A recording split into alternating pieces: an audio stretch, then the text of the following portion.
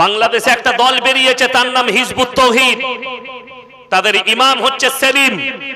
সে আলেম দিকে বলছে এরা ধর্ম ব্যবসায়ী, ধর্মের কথা শুনিয়ে পয়সা নিচ্ছে, এরা ধর্ম ব্যবসায়ী। তাকে আমি ডিবেটে চ্যালেঞ্জ দিয়েছি, আমি আগামী জানুয়ারিতে ইনশাআল্লাহ বাংলাদেশ আসছি, আল্লাহ যদি রাজি থাকেন আমি বাংলাদেশে প্রবেশ করছি। তার বাপের 14 পুরুষের হিম্মত থাকলে বাংলাদেশে যে কোনো জায়গায় প্রশাসনিক ব্যবস্থা করে ডিবেটে বসবে। তার কাছে যে 10টা থেকে 15টা প্রশ্ন রাখবো, তার বাপ 14 পুরুষ উত্তর দিতে পারবে না। যদি বলেন কেন, আপনার জানা নেই। আল্লাহ নবী জনাবে মুহাম্মদুর রাসূলুল্লাহ যারা মনে করেন এরা ধর্ম ব্যবসায়ী, এই মাদ্রাসা, এই মসজিদ, মসজিদের ইমামতি করে পয়সা নেওয়া, মাদ্রাসায় শিক্ষকতা করে পয়সা নেওয়া, এই বিভিন্ন ধরনের প্রশ্ন তারা তুলেছে।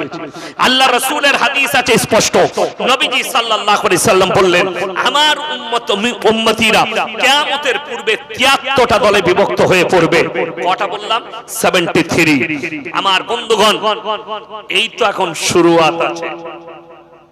কিয়ামতের যতগুলো আলামত আছে তার মধ্যে একটা আলামত যে আমার উম্মতিরা 73টা দলে বিভক্ত হয়ে পড়বে। ওই জন্য বন্ধুগণ খুব সাবধান। আমি সরল করে বলে দিচ্ছি, সবাই 5 ওয়াক্তের নামাজি হব, বলুন ইনশাআল্লাহ। হালাল রুজি রোজগার করব, বলুন ইনশাআল্লাহ। এবং মানুষের সঙ্গে সৎ ব্যবহার করব।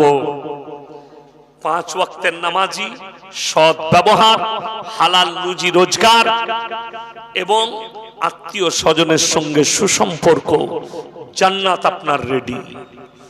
কে ইয়াসিন, কে দেওবন্দি, কে বেরেলি, কে আহলে হাদিস, কে ফুরফুরা, এই নিয়ে মারামারি করবেন না, বিপদে পড়ে যাবে। ওগুলো আমাদের উপরে ছেড়ে দেন, আমরা আলেমরা নিজেদের মধ্যে বুঝে নেব। আপনি মারামারি করতে যাবেন না, বিপদে পড়ে যাবেন।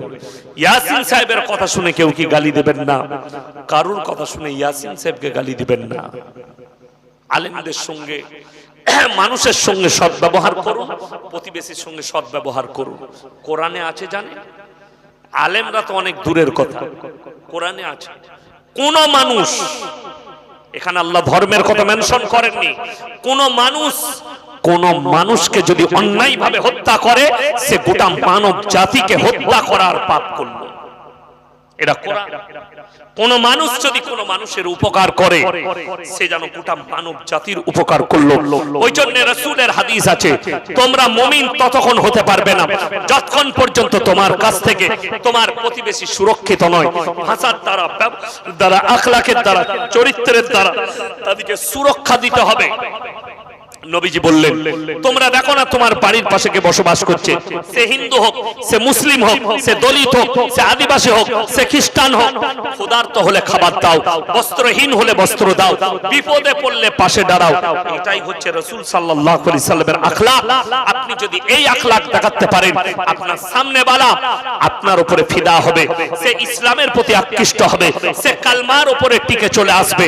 কিন্তু আপনার দ্বারা যদি কেউ ব্যতীত হয়, আপনার দ্বারা যদি কেউ কষ্ট পায়, আপনার দ্বারা যদি কেউ ক্ষতিগ্রস্ত হয়, কখনো সে আপনাকে অ্যাকসেপ্ট করবে না। ওই জন্য মাথায় রাখবেন, আপনার দ্বারা যেন কেউ ক্ষতিগ্রস্ত না হয়, আপনার ব্যবহারে কেউ যেন কষ্ট না পায়। নামাজ পড়ুন, রোজা রাখুন, সৎ ব্যবহার করুন, রাসূলের আখলাকের উপরে চলুন। রুজির মালিক সকলে বলুন কে? জোরে বলুন আল্লাহ। রুজির মালিক যদি আল্লাহ হয়, তাহলে আপনি সুদের উপরে কেন কারবার নির্ভরশীল হলেন? যেটা আল্লাহ হারাম বলেছেন, আপনি যদি আল্লাহর উপরে বিশ্বাস আর ইয়াকিন রাখেন, লটারির উপরে আপনার কেন বিশ্বাস আসবে? হারাম জিনিসের উপরে কেন বিশ্বাস আসবে? রুজির মালিক আল্লাহকে বিশ্বাস করুন, রুজি আল্লাহ মাপেন। যদি এটা বিশ্বাস না হয়, আপনার চোখ দিয়ে পানি আসবে। দীঘায় চলে যান, সমুদ্রের কিনারায় দাঁড়ান, পৃথিবীর বিজ্ঞান বলছে 3 ভাগ প্রাণী সমুদ্রের তলে আছে আর 1 ভাগ প্রাণী স্থলে আছে। এই 3 ভাগ প্রাণীর মধ্যে সব থেকে বড় প্রাণীটার নাম হচ্ছে নীল তিমি। 24 ঘন্টায় 100 কুইন্টাল খাবার খায়। কে রুজি দান করে? তিন ভাগ প্রাণীকে আমি সমুদ্রের তলে রুজি দিতে পারি, পিঁপড়েকে আমি আল্লাহ রুজি দিতে পারি, মাছিকে আমি আল্লাহ রুজি দিতে পারি, আর তোমাদিকে আমি আল্লাহ রুজি দান করতে পারবো না। হযরতে মারিয়াম ঈসা নবীর মা, কোরআনে আছে সূরা মারিয়াম 16 পারা। এই ঈসা নবীর মা আল্লাহ কোরআনে উল্লেখ করলেন এর ঘটনা নবীজির কাছে। কেন? মানুষ জানো এটা বিশ্বাস করে দুটো জিনিসের উপরে। একটা হচ্ছে আল্লাহ যেটা ইচ্ছা সেটা করতে পারেন, পারেন না? পারেন না, এটা সকলে বিশ্বাস রাখবো, জোরে বলুন ইনশাআল্লাহ। আমাদের অনেক মানুষ আছে রাস্তাঘাটে যদি তিনটে বেটা হয়, অনেকজন বুক ফুলিয়ে বলে ভাই আমি বেটার বাপ, বলে না? বলে না? এই সন্তান নিয়ে অহংকার করো। আল্লাহ অহংকারীকে পছন্দ করেন না। কেন? আল্লাহ এটা দুনিয়ার নিজামত করেছেন। তা না হলে আমার আল্লাহ যদি চান বিনা বাপেও সন্তান দিতে পারেন। পারেন না? পারেন না? কোরআন সূরায়ে দাহার, কোন সূরা বললাম? সূরায়ে দাহার 29 পারা, সূরা দাহারের প্রথম আয়াত। এখানে এতগুলো মানুষ বসে আছেন, হয়তো কারোর বাচ্চা আছে, কারো বাচ্চা হয়নি, কারো বাচ্চা হবে। হাত তুলে কেউ ইমানদারির সঙ্গে বলতে পারবেন যে আমার একটা ছেলে হবে, সেই ছেলেটা মিনিস্টার হবে? কেউ বলতে পারবেন? ডাক্তার হবে, মৌলবি হবে? কেউ বলতে পারবে গ্যারান্টি দিয়ে? কার হাতে এটা? আল্লাহর হাতে। কোরআন খুলুন সূরায়ে দাহার একবারই প্রথম আয়াত। হালাদাল ইনসানি হিনুম মিনাদ দাহরি লাম ইয়াকুন শাইয়াম মাযকুরা। হে নবী আপনি বলে দিন তোমাদিকে দুনিয়াতে পাঠাবার পূর্বে তোমার গ্রামে, তোমার পাড়ায়, তোমার অঞ্চলে তোমার কোনো কালচার ছিল না। আমি আল্লাহ আমার দয়ায়, আমার ইচ্ছায় তোমাদিকে পাঠিয়েছি। স্বামী এবং স্ত্রী মিলনের মাধ্যমে এক ফোঁটা নিসাজ তুমি স্ত্রী জরায়ুতে নিক্ষেপ করেছো, বাকি সমস্ত কাজ আমার আল্লাহর। আমি আল্লাহ তোমাদিকে দুনিয়াতে পাঠিয়েছি, যোগ্যতা আমি দিয়েছি, ব্রেন, বুদ্ধি, বিবেক সব কিছু আমি আল্লাহ দান করেছি। তাই আমার জমিনে অহংকার করো না। আল্লাহ ইচ্ছা করলে বিনা বাপেও সন্তান দিতে পারেন। এই দলিলটাও আল্লাহ দিয়েছেন কোরআনে সূরায়ে মারিয়াম। ওয়াজকুর ফিল কিতাবি মারিয়াম ইদিন তাবাদাত মিনান লিহা মাকানান শারকিয়া। মরিয়ম যখন নিজের পরিবারের কাছ থেকে পূর্ব দিকে এক স্থানে নিজেকে পর্দা করলেন, এক গৃহের মধ্যে নিজেকে পর্দা করে নিলেন। ফাত্তাখাযাত মিন দুনিহিম হিজাবান ফারসালনা ইলাইহা রূহানা ফাতামাসসালা লাহা বাশারান সাবিয়্যা। আমার আল্লাহ রাব্বুল আলামিন জিবরিল আমিনকে মানুষ রূপে প্রেরণ করলেন, তুমি মরিয়মের গৃহেতে প্রবেশ করো আর মরিয়মকে বলে দাও আমার আল্লাহ আমাকে পাঠিয়েছেন। মরিয়ম যখন দেখলেন মানুষ রূপে একজন আমার গৃহের মধ্যে প্রবেশ করেছে, তিনি বললেন আমি তো একজন পবিত্র নারী, তুমি যদি মানুষ হও আমার কামরা থেকে বেরিয়ে যাও। জিবরিল আমিন বললেন আমি কোনো মানুষ নই, তোমার ঘর লাগানো, চারিদিক বন্ধ, আমি কেমন ভাবে প্রবেশ করলাম? আমার আল্লাহ আমাকে নিজের দয়ায় পাঠিয়েছেন, আমি হচ্ছে আল্লাহর ফেরেশতা জিবরিল আমিন, তোমাকে সুসংবাদ দিতে এসেছি একটা পুত্র সন্তানের। বলুন সুবহানাল্লাহ। মরিয়ম উত্তর করলো হে আল্লাহ, আমাকে তো কোনো মরদ মানুষ স্পর্শ করেনি, আর আমি কোনো জিনাকারী নারী নই, আমি তো একজন পবিত্র নারী, আমার কি করে বাচ্চা হতে পারে? আল্লাহ বললেন কোন ফায়াকুন, আমি আল্লাহ যেটা বলবো সেটা হয়ে যাবে আমার কুদরতে। আল্লাহ নিজের কুদরত দেখালেন আর মরিয়ম গর্ভবতী হলেন। বলুন সুবহানাল্লাহ। অনেক লম্বা চওড়া ঘটনা আছে। আল্লাহ বিনা বাপে সন্তান দিলেন। এখানে খালি দুটো কথা বলে দেই, আমাদের অনেক স্কুল কলেজের ছেলে মেয়ে আছে যারা ক্রিসমাস পালন করে। এই ক্রিসমাস ইসলামী শরীয়তে হারাম, এটা পালন করা যাবে না। কেন? শুনেলেন খ্রিস্টানদের ঈমান ততদিন ছিল যতদিন পর্যন্ত হযরতে ঈসা মসিহকে তারা নবী বলে বিশ্বাস করেছে এবং আল্লাহর পয়গম্বর বলেছে। যখন আল্লাহ তাআলা তুলে নিলেন নিজের নবীকে। তাদের পণ্ডিতরা বলল আল্লাহ যখন তুলে নিয়েছে এর বাপ কেউ ছিল না, তখন জানতে হবে ওটা আল্লাহর বেটা। বলুন নাউজুবিল্লাহ।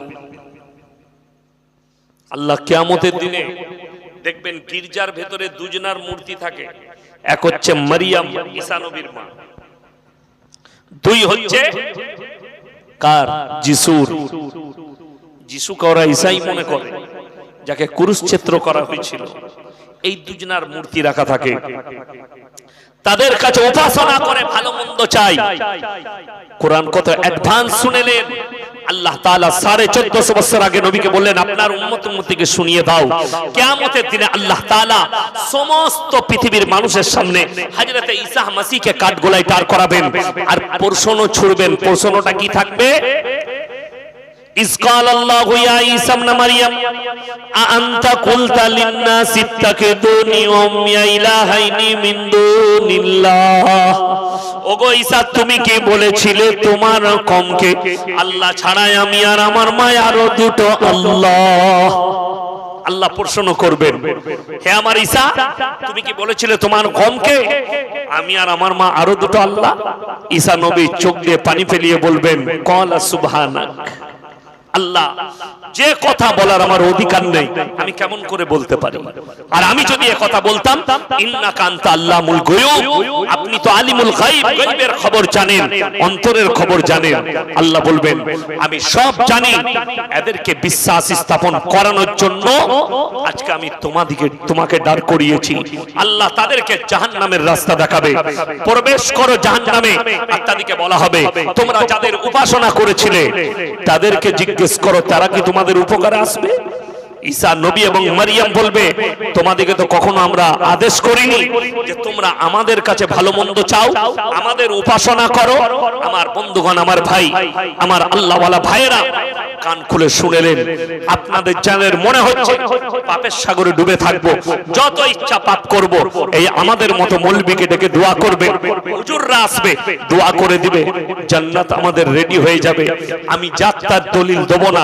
প্রিয় নবী জনাবে মুহাম্মদুর রাসূলুল্লাহ, সকলে একবার জোরে বলুন সাল্লাল্লাহু আলাইহি ওয়াসাল্লাম। একবার দরুদ শরীফ পড়ুন আল্লাহুম্মা।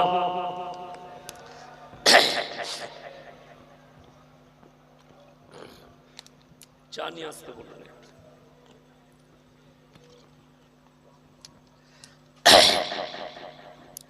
আমার বন্ধুগণ, যারা মনে মনে ভাবছেন আমি কার দলিল দেবো, আমি আমার বাপ দাদার দলিল দেবো না। আমার জলসা করে দেখ, আমি বাপ দাদার গল্প বলি না। আল্লাহর কৃপায় আমি আপনাকে যার দলিল দেবো। যারা মনে করছেন নামাজ রোজা দিনদারি থাকবে না, আমরা যত পাপ করি সুদের উপরে টিকে থাকবো, হারামের উপরে টিকে থাকবো। আজকে বহু মানুষ সুদের উপরে টিকে আছে। আরে মৌলবীরা বলছে বলুক, সুদের মধ্যে পয়সা আছে, সুদের কারবারে অনেক প্রফিট আছে, লাভ আছে, অর্থাৎ সুদ ছাড়বো না। মদ গাঁজা ব্যবসায় লাভ আছে, এই হারাম কাজ ছাড়বো না। মৌলবীরা বলছে বলুক, আরে কোরআনে যা আছে দেখা যাবে।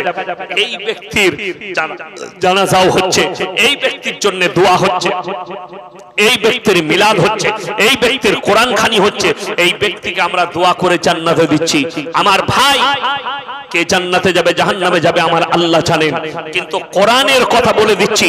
আমাদের নবী জনাবে মুহাম্মদুর রাসূলুল্লাহ সাল্লাল্লাহু আলাইহি ওয়াসাল্লাম, আল্লাহর নবীজির চাচা যান, তিনি জাকামদানি হচ্ছে, অসুস্থ অবস্থায় আছেন। নবীজির কাছে খবর এলো, ইয়া রাসূলুল্লাহ, আপনার চাচা যান দুনিয়া ছাড়বেন। জাকামদানি হচ্ছে, নবীজি ছুটলেন, চাচার হাতটা টিপে ধরলেন। জানেন, চাচার হাতটা টিপে ধরে বললেন, হে আমার চাচা, আমি তোমার ভাইপো মুহাম্মদ, একবার খালি কলমাটা পড়ে নাও, আমি তোমার জন্য আল্লাহর কাছে কেঁদে কেঁদে দোয়া করব। আল্লাহর নবী জনাবে মুহাম্মদুর রাসূলুল্লাহ, সকলে বলুন সাল্লাল্লাহু আলাইহি ওয়াসাল্লাম, চোখের পানি ফেলালেন, চাচা একবার কলমাটা পড়ে নাও। আল্লাহর নবী চাচা উত্তর দিচ্ছেন, যে উত্তরটা দিয়েছে আপনার চোখ দিয়ে পানি আসবে। চাচা বললেন, হে আমার ভাইপো, আমি যদি বার্ধক্যে কলমা পড়ি লোকে বলবে মৃত্যু ভয়ে কলমা পড়েছে, অর্থাৎ আমি কলমা পড়তে পারবো না। আমার আল্লাহ আয়াত পাঠিয়ে দিলেন। কি আয়াত পাঠালেন? ইন্নাকা লা তাহদি মান আহবাবতা ওয়ালাকিন্নাল্লাহা ইয়াহদি মান ইয়াশা। হে আমার নবী শোনো, হিদায়াতের দপ্তরটাই আমার আল্লাহর হাতে। আমার ইচ্ছা নেই তোমার চাচা কলমা পড়তে পারবে না। আল্লাহর নবী চাচা দুনিয়া ছাড়লেন। আল্লাহর নবী আর পরে চোখের পানি ফেলালেন, আল্লাহর কাছে বললেন, ওগো আল্লাহ, তুমি আমাকে যতক্ষণ পর্যন্ত নিষেধ না করবে আমি আমার চাচার জন্য কেঁদে কেঁদে ক্ষমা চাইবো। আল্লাহর নবী ক্ষমা চাইছেন, ওগো আল্লাহ, তুমি আমার চাচাকে ক্ষমা করে দাও, আমাকে ক্ষমা করে দাও, আমার চাচাকে ক্ষমা করে দাও। আমার চাচা কলমা না পড়ে চলে গেছে।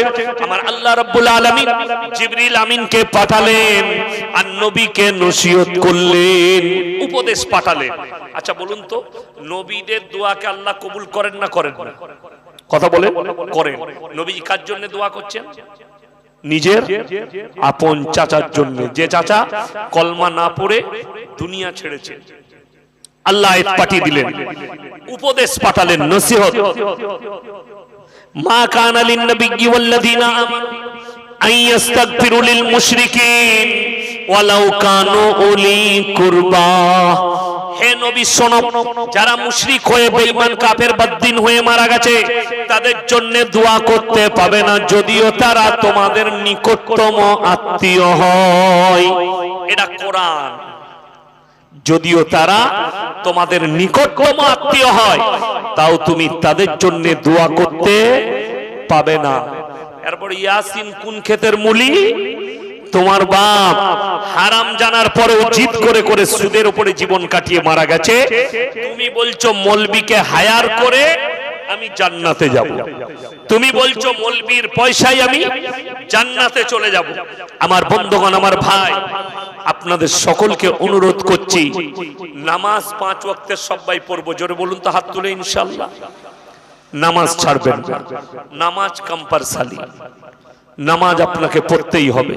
নামাজ ফরজ, রোজা রমজানের 30টা ফরজ আপনাকে রাখতেই হবে। এই যে আশুরার রোজা 9-10 না হলে 10-11, মানে অর্থাৎ এই কাল হয়ে গেছে শুক্রবার, শনিবার, বৃহস্পতিবার, শুক্রবার, দুটো রোজা রাখবেন।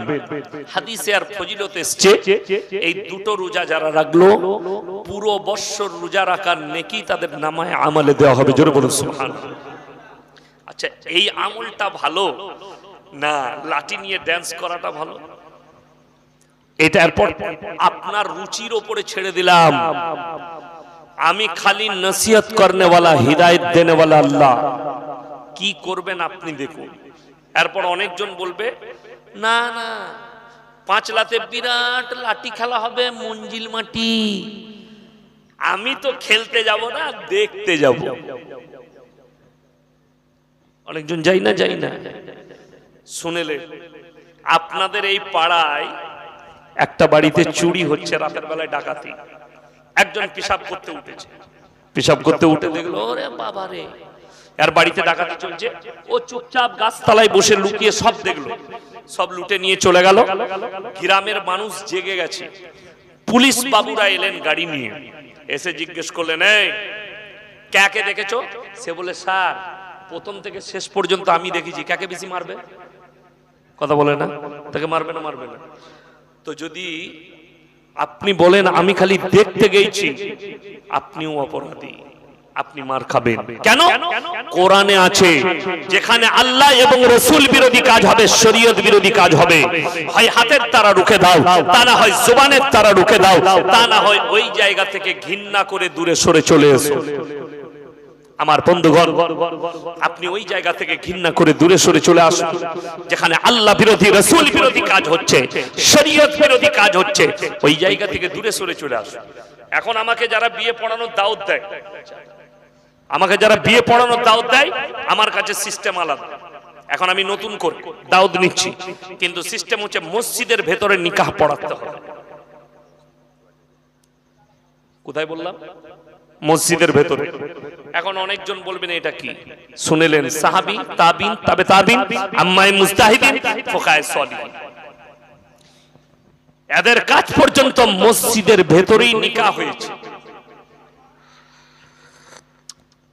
নিকাহটা যখন মসজিদ থেকে বেরিয়ে প্যান্ডেলে এলো, যত পাপ কাজ আমাদেরকে ঘেরে আচ্ছা বলুন, মসজিদে যদি জোহরের পরে নামাজের পরে নিকাহ হয়, মুসল্লিদের ইজ্জত যাবে না ইমামের ইজ্জত যাবে? না ইজ্জত থাকবে? ইমানদারির সঙ্গে বলুন তো, ইজ্জত থাকবে। আমি কিছুদিন আগে একটা নিকাহ পড়ালাম কোরবানি বকরা ঈদের আগে, মসজিদের ভেতরে দিয়ে যে জামাই আছে তাকে বললাম ভাই খেজুরটা ছড়িয়ে দাও একটু, ও ছুড়ে দিল। গ্রাম্য এলাকা তো, একজন বুড়ো চাচা আমাকে বলছে হুজুর এটা নতুন ডিজাইনের বিয়ে, জীবনে তো দেখিনি। আমরা চাচা তোমার সব পেকে গেছে, তুমি পাকনি। বলে কেন বাপ? আমি বললাম বাপজি এটাই সুন্নত তরিকা, তোমরা যেটা করো ওটা হারাম তরিকা। তুমি তো ড্যান্স করে গান বাজনা করে বিয়ে নিকাহ করা, ওটা হারাম তরিকা, শরীয়ত বিরোধী কাজ। এটাই হচ্ছে সুন্নত রাসূলের। মসজিদের ভেতরে নিকাহ হবে, মসজিদের ভেতরে নিকাহ হয়ে গেলে ইমামের ইজ্জত, মুসল্লিদের ইজ্জত। কই কোন জায়গায় নিয়ে গেছেন আপনি শরীয়তটাকে? কোথায় নিয়ে গিয়ে পৌঁছেছেন? আমার বন্ধুগণ, নামাজ কম্পালসারি, হালাল রুজি রোজগার করুন। হযরত মারিয়াম ওই ঘরের ভেতরে যখন নিজেকে বন্দী করেছে, খাবার কেউ দেনেওয়ালা না, গর্ভবতী, আল্লাহর কসম আল্লাহ জান্নাত থেকে খাবার পাঠিয়েছে। জোরে একবার বলুন সুবহানাল্লাহ। কোথা থেকে বললাম? জান্নাত থেকে। হযরত জাকারিয়া তিনি প্রশ্ন করেছেন, ক্বালা ইয়া মারইয়াম আন্না লাকি হাদা, ওগো মারইয়াম এত সুন্দর খাবার দাবার, আকরন মুনাক্কা, কাজু কিশমিশ পেস্তা বাদাম কোথা থেকে পাচ্ছো? মরিয়ম উত্তর দিলেন, ক্বালাত হুয়া মিন ইনদিল্লাহ ইন্নাল্লাহা ইয়ারযুক। যে গাড়ির ড্রাইভার আপনারা দেখেননি, লাস্টে দেখবেন আমার থেকেও বড় বড় দাড়ি, আমার গাড়িতে যেদিনে চেপেছে 10 বছর গাড়ি চালাচ্ছে, এক হাতে চেন, এক হাতে বালা, চুলের স্টাইল আলাদা, জিন্সের প্যান্ট গেঞ্জি, হাতে সুতো আর গুটকা। আমি জীবনে ওকে দাওয়াত দিই। ওই জন্য যারা বাবা বসে আছেন সন্তানের, তাদেরকে আমি একটা নসিহত করে যাচ্ছি, সব সময় সন্তানকে বলবেন ভালো মানুষের কাছে উঠা বসা করো, খারাপ লোকের কাছে নয়, চাষের আড্ডাই নয়, মদের আড্ডাই নয়, লটারির আড্ডাই নয়, নোংরা জায়গায় নয়, সৎ মানুষের কাছে উঠা বসা করো, সেই সন্তান সৎ হয়ে যাবে। নামাজির কাছে উঠা বসা করো, নামাজি হবে। আমি ওকে জীবনে দাওয়াত দিই। হঠাৎ 3 মাস পরে আমার মতো পাঞ্জাবি পায়জামা পরে চলে এসেছে, চেন খুলে দিয়েছে, বালা খুলে দিয়েছে, সব। আমি কি ব্যাপার? টুপি লাগিয়ে দিয়েছে। বলছে হুজুর আমি আর এগুলো ব্যবহার করব না, আমি আপনার মতো লুঙ্গি পাঞ্জাবি পায়জামা পরে যাব। দাড়ি ছেড়ে দিল। দাড়ি এখন আমার থেকে বড়, আল্লাহ আমাকে সব দিয়েছে, দাড়িটা দেয়নি। আমি পুরুলিয়া ডিস্ট্রিক্ট জলসা করতে গেছি, তারা খালি নামই শুনেছে, আমাকে দেখেনি। এখন ওর দাড়ি বড়। গাড়িটা পার্কিং করে যাচ্ছি, খিদমতে 2 জন চাচা আছেন, সাথী ভাই, আমার দাওয়াতের সাথী ভাই, 2 জনকে দায়িত্ব দিয়েছে, ইয়াসিন হুজুর আসছে, ওনার খিদমত করবেন। তো 2 জন এসে ওরা আমাকে বাদ দিয়ে আমার ড্রাইভার হাঁটা হাজরাত চালিয়ে, আমি তাকে বললাম চল, গেলাম। তো ওই পুরুলিয়া ডিস্ট্রিক্টে উজুর পানি কুয়ো থেকে তুলে, ওরা সবকিছু খাওয়া দাওয়া সব কুয়োর পানি, কুয়ো থেকে পানি তুলে বদনাই উজু করার পানি ওকে দিচ্ছে, আমি বাদ। এমন ছেড়ে দাও, আমি নিয়ে নিচ্ছি। আমি উজু করে নিলাম, নাস্তায় বসেছি, ভালো ভালো ফলগুলো মিষ্টিগুলো সব ওর দিকে, আমাকে খারাপগুলো। আমি ওকে বললাম চুপ করো। ভাত খেতে বসেছি, দেশি মুরগির রানগুলো ওর পাতে, হাড্ডিগুলো আমার পাতে। আমি চালা না, অসুবিধা নেই। শুয়ে পড়লাম। রাত 12টায় টাইম হলো, একজন চাচা এলেন, তো और पाटा टिपचे, बोलचे हजरत आपका वक्त हो चुका है, स्टेज पे आपको बुला रहे, आप चलिए वुजू वुजू कर लीजिए। हमने हजरत वो नहीं, हम हैं। तो तारा हाथ धरे আমাকে বললে हजरत गलती हो। उन्हें गलती कुछ नहीं, ये तो टोपी और दाढ़ी का बरकत है, আল্লাহ का रहम और करम है। এখান থেকে শিক্ষা নিতে হবে, জেনে রেখে দিবেন আপনি দ্বীনের উপরে প্রতিষ্ঠিত হবেন।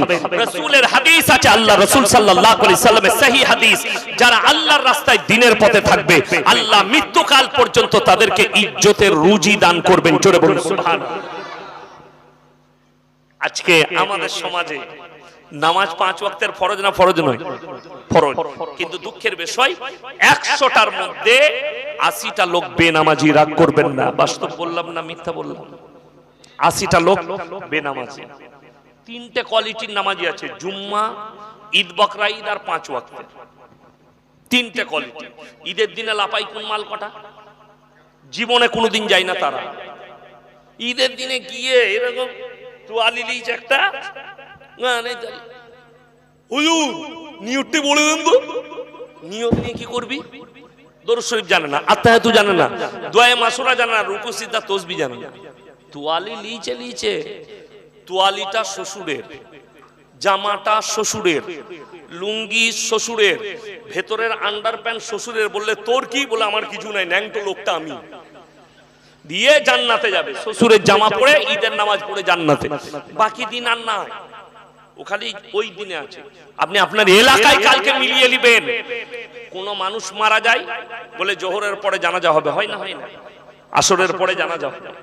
5 ওয়াক্তের নামাজিরা জানাজা পড়ছে, আর কিছু আউলিয়া আছে উজু করে দাঁড়িয়ে আছে, ও খালি জানাজা পড়বে। বাকি যারা ফরজ নামাজ পড়ে তারা 5 ওয়াক্তের নামাজ পড়ছে। আমার পাশে বসে আছে, আপনি ইমাম তো নাকি? ও মাদ্রাসা শিক্ষক, এই আমার মুফতি সাহেব এখানে। আচ্ছা, সদরপাড়া। আচ্ছা, ইনাকে জিজ্ঞেস করুন, কেউ যদি জানাজার নামাজ ছেড়ে দেয় কোনো গুনাহ আছে? কোনো গুনাহ নাই। কিন্তু কেউ যদি জেনে শুনে উজু করে দাঁড়িয়ে ইচ্ছাকৃতভাবে ফরজ নামাজ কাজা করে, গুনাহে কবিরা। অথচ আমাদের 100টা লোক উজু করে দাঁড়িয়ে থাকছে, ও খালি জানাজা পড়বে কিন্তু ফরজ নামাজ পড়বে না। আল্লাহর কাছে কি জবাব দেবে? জানাজার নামাজ যারা পড়ে বললে রাগ হবে। যদি 500 লোক জানাজা পড়ে, 400 লোক কিচ্ছু জানে না।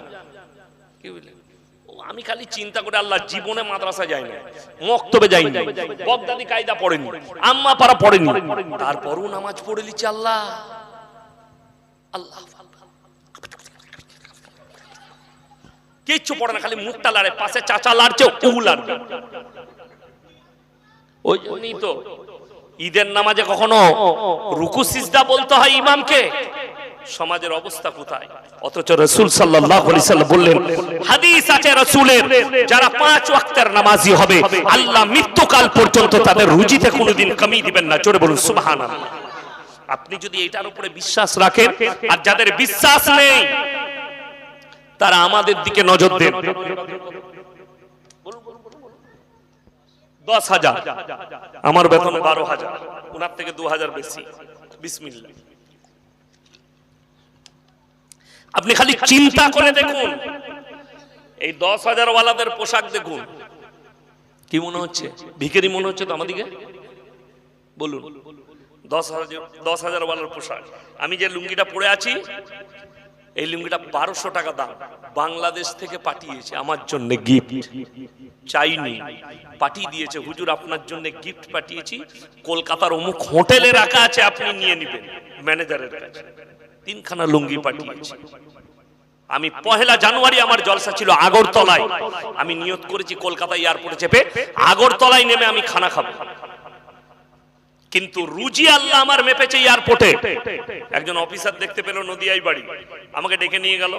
বললে আপনার ফ্লাইট তো অনেক দেরি, ফ্লাইট মানে আর কি লেট করেছে, 12:30টায় আছে, আপনি আমার অফিসে চলুন। হ্যাঁ, হুজুর খানা খেয়েছেন? আমি না, ওখানে গিয়ে খাবো। সে থাল নিয়ে এলো, ভেজ থাল। আমি খাবো না, সে ছাড়বে না। আমি তাকে বললাম, আল্লাহর কসম, রুজির মালিক হচ্ছে আল্লাহ। আমি নিয়ত করেছি আগরতলায় খাবো, কিন্তু রুজি আমার আপনার কাছে মেপেছে আল্লাহ। আমাদের কাছে টাকা নাই, সম্পদ নাই, কিছুই নেই। আল্লাহর কসম, খালি দ্বীনের উপরে টিকে থাকার কারণে আল্লাহ ইজ্জতের রুজি দান করেছেন। আমি আপনাকে বলছি, 5 ওয়াক্তের হালাল রুজি আর ইজ্জতের রুজি মানে কি? রোজ খালি দেশি মুরগি আর খাবেন মটন? 100 গ্রাম মটন যদি কেউ খায়, ডাক্তাররা বলছে সেটা হজম করতে 250 মিনিট সময় লাগবে। কত বললাম? 250 মিনিট।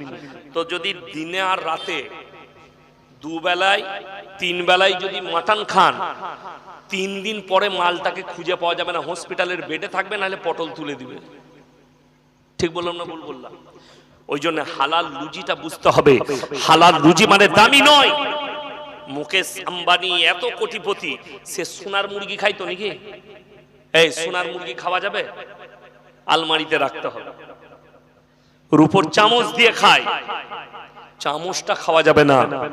আপনি পায়েস খাচ্ছেন প্লাস্টিকের চামচে, সে খাবে সোনার চামচে, কিন্তু চামচটা খাওয়া যাবে না। খাবার দুটোই ইমানদারির সঙ্গে শুনেলেন। আপনার এলাকার কোটিপতি, আমি এসে আমার বাবাজি হাজী শাহানুর ইস্তাকার সাহেবের বাড়িতে চা খেলাম। কোটি টাকার বাড়ি, কয়েক কোটি টাকার বাড়ি। আচ্ছা, উনি যদি মরে যায়, এমএলএ এমপি জানাজা পড়াবে না আমাদের মতো ফুটো মৌলবি পড়াবে? কথা বলে না? এই ফুটো মৌলবিরা পড়াবে। আপনার এলাকার কোটিপতি মরে গেলেও আলেম জানাজার নামাজ পড়াবে। বড় দুঃখের বিষয়।